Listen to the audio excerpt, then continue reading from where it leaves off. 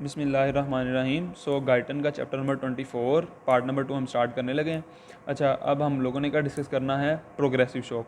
ठीक है।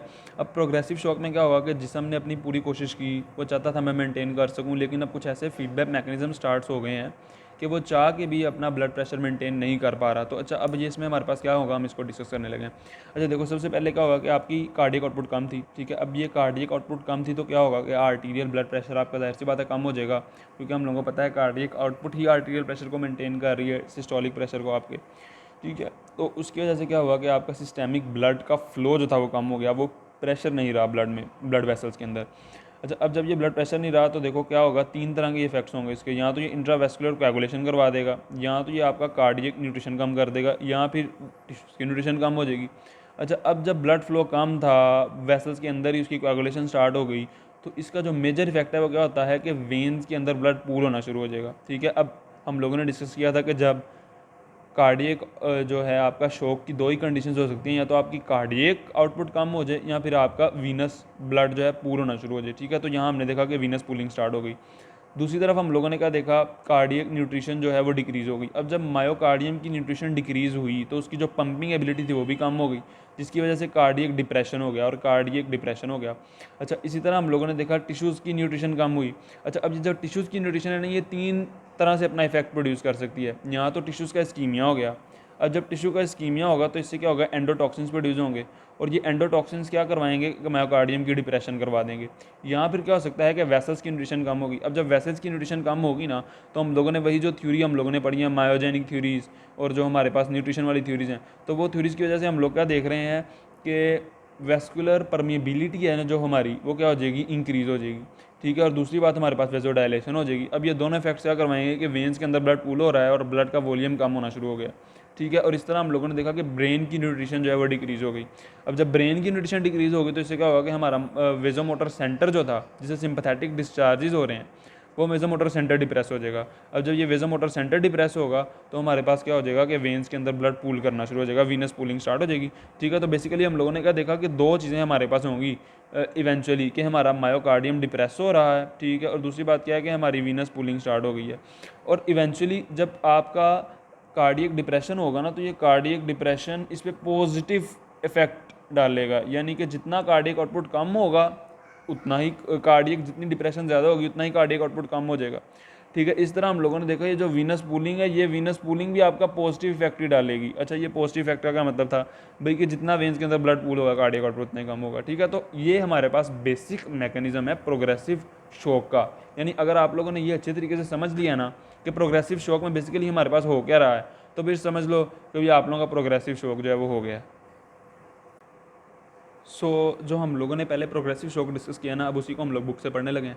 अच्छा, प्रोग्रेसिव शॉक था वही, वो कह रहा है विशियस साइकिल स्टार्ट हो गया। तो देखो आपके पास दो ही चीज़ें हैं बेसिकली, कार्डियक डिप्रेशन। अब वो कहता है कि देखो कार्डियक डिप्रेशन थी, इनएडिक्वेट ब्लड फ्लो मिलेगा, हार्ट को कार्डियक डिप्रेशन हो गई। तो ये ग्राफ क्या शो कर रहा है, ये ग्राफ बेसिकली ये शो कर रहा है उसने आर्टीरियल प्रेशर कम किया, डॉग्स पे एक्सपेरिमेंट किया। ठीक है। और उसने देखा कि फर्स्ट जो हमारे पास 2 आवर्स थे उसमें कार्डियक डिप्रेशन ने ज़्यादा रोल प्ले नहीं किया, क्योंकि वही वहाँ पे जो है हम लोगों ने डिस्कस किया था कि वेजो कंस्ट्रिक्शन नहीं होगी। ठीक है। और डिफरेंट फैक्टर्स एक्टिवेट होंगे जो वेजो डायलेशन वगैरह करवाएंगे, तो इनिशियली जो है हमारे पास मायोकार्डियम की डिप्रेशन नहीं हो रही, लेकिन इवेंचुअली हम लोग देखेंगे कि जो मायोकार्डियम है ये बहुत ज़्यादा डिप्रेस हो गया, जिसकी वजह से कार्डियक आउटपुट हमारी बहुत ज़्यादा कम हो जाएगी।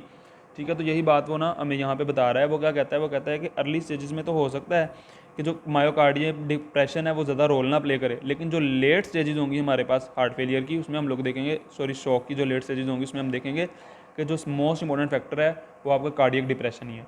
ठीक है। इस तरह अब आपके साथ है वेजोमोटर फेलियर। अच्छा जी, अब ये वेजोमोटर फेलियर का चीज़ है वही यार के जो है वेजोमोटर सेंटर को जब ब्लड की सप्लाई कम मिलेगी, ठीक है, तो उससे क्या हो जाएगा कि वेजो मोटर सेंटर डिप्रेस हो जाएगा। ठीक है। और जो है वो वेस्कुलर डायलेशन जो है वो स्टार्ट हो जाएगी हर तरफ। ठीक है। और वो जो इसका नॉर्मल सिंपैथेटिक इफेक्ट था वो लूज़ हो जाएगा। उसके बाद हमारे पास आता है जी blockage of very small blood vessels, वही के हमने डिस्कस किया था, इंट्रावेस्कुलर कोएगुलेशन हो रही है। ठीक है। तो वही इंट्रावेस्कुलर क्लॉटिंग स्टार्ट होगी, जिसकी वजह से जो ब्लड है वो स्लूज्ड हो जाएगा, ब्लड वेसल्स ब्लड आपस में एग्लूटिनेट हो जाएगा। ठीक है। और इस वजह से क्या होगा कि हमारे पास जो है ब्लड का फ्लो कम हो जाएगा पहले से।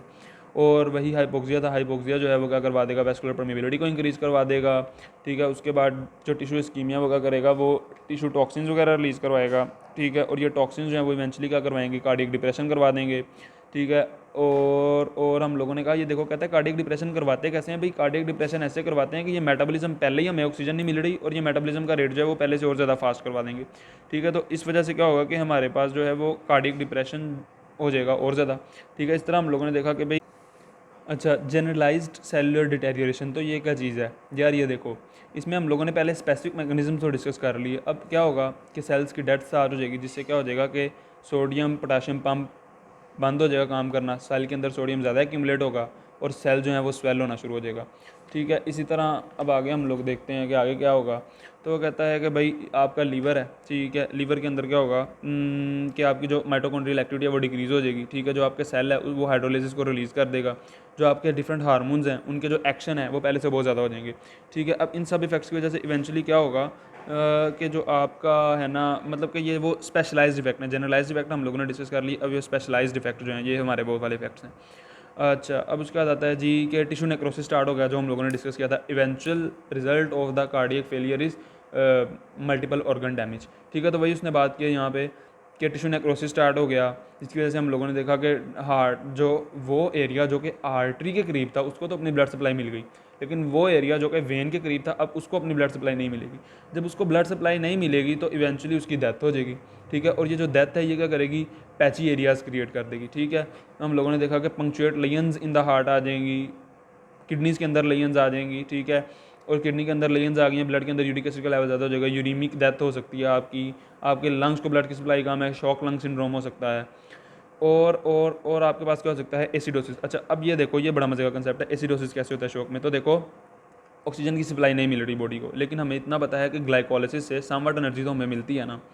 तो जो समवट एनर्जी हमें मिलती है ग्लाइकोलिसिस से, उसको ही हम हासिल करना शुरू कर देंगे, ठीक है। इसकी वजह से क्या होगा कि हमारे पास जो है एंड प्रोडक्ट जो है ग्लाइकोलिसिस का pyruvic acid, lactic acid, pyruvic acid accumulate होगा, जो लैक्टिक एसिड बना देगा, लैक्टिक एसिड की एक्यूमुलेशन स्टार्ट हो जाएगी, जिसकी वजह से हमारे पास शॉक की कंडीशन में क्या होगा, एसिडोसिस हो जाएगा। इसके अलावा हम देखते हैं कार्बन डाइऑक्साइड कम रिमूव हो रही है, क्योंकि हमारी ब्लड सप्लाई जो नहीं मेंटेन हो रही प्रॉपर, तो उसकी वजह से क्या होगा कि कार्बन डाइऑक्साइड की एक्यूमुलेशन होगी, कार्बन डाइऑक्साइड की एक्यूमुलेशन से क्या होगा, eventually lead to the acidosis, ठीक है। अब आता है जी positive feedback radiation of the tissues, ठीक है। अब यार ये वही वाली बात है जो हम लोगों ने डिस्कस कर ली हुई है पहले ही, ठीक है। कि वो कहता है कि कभी भी जब आपका शॉक हो रहा है ना तो उसमें पॉजिटिव फैक्टर्स भी एक्टिवेट हो रहे हैं, नेगेटिव फैक्टर्स भी, ठीक है। जो नेगेटिव फैक्टर्स थे जो शॉक को कम करने की कोशिश करेंगे वो वही वेजो मोटर सेंटर की एक्टिविटी, बेरो रिसेप्टर रिफ्लेक्स, जो सारा कुछ हम डिस्कस कर चुके हैं नॉन प्रोग्रेसिव शॉक में। और जो पॉजिटिव रिफ्लेक्सेस हैं वो भी चल रहे होते हैं साथ साथ, और नेगेटिव भी चल रहे होते हैं। लेकिन जब हमारे पास डिटेरियोरेशन ज़्यादा हो जाए, हेमरेज ज़्यादा हो गया, कोई ऐसी कंडीशन ज़्यादा हो गई है, तो उसमें वो क्या कहेगा, उसमें वो कहता है कि भाई जो आपके पॉजिटिव फैक्टर्स हैं ना वो नेगेटिव फैक्टर्स को ओवरराइड कर देते हैं, ठीक है। और फिर हमें जो है अगर ट्रीटमेंट नहीं देंगे पेशेंट को तो it will eventually result in the death of patient. अच्छा जी, इरिवर्सिबल शॉक है।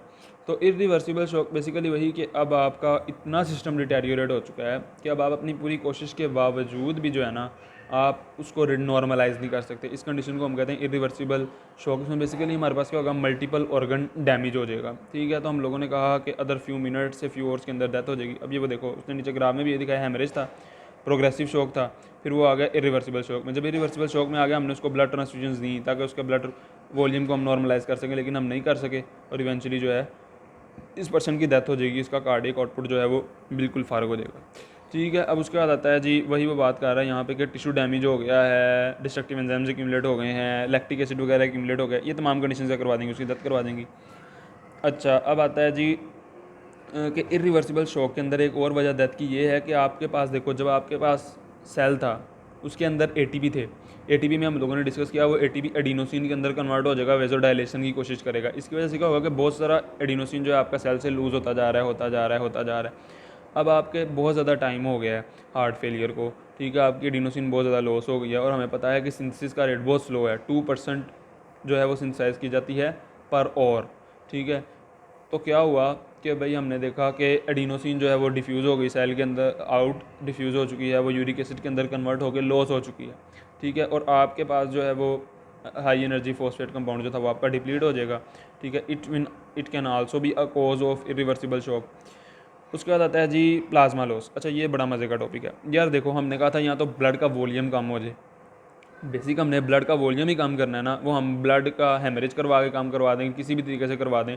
हमने यहाँ पे किया कि भाई उसका प्लाज्मा लेवल कम कर दिया, ठीक है। अब प्लाज्मा लेवल कम करने से क्या होगा, तो भाई प्लाज्मा लेवल कम करने से भी इवेंचुअली आपका ब्लड का वॉल्यूम ही कम होना है, ठीक है। तो क्यों हो सकता है कि वो कहते हैं इंटेस्टाइनल ऑब्स्ट्रक्शन थी।